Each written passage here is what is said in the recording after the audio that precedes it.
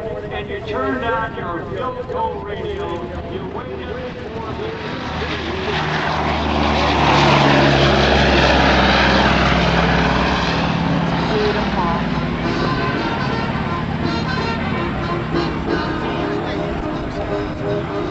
numbers of 12,731.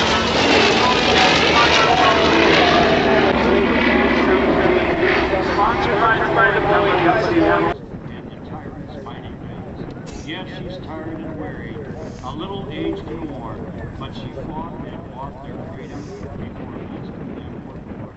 And we who still remember told you in Hitler's dream, stand a little prouder in the presence of the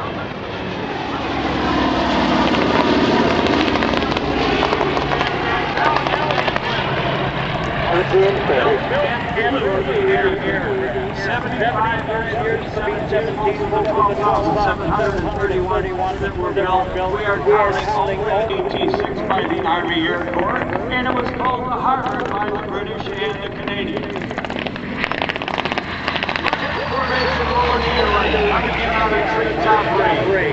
Standing as a salute to the veterans who flew these airplanes, and the women known as Rosie the Riveter that went to work in the factories to build the war machines to stop the war.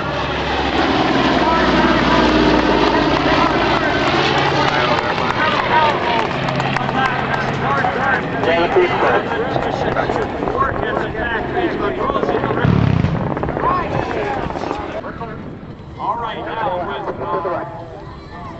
two Allied aircraft, even though one is in Hollywood gear, it still has the basic manufacture of the United States of America on it.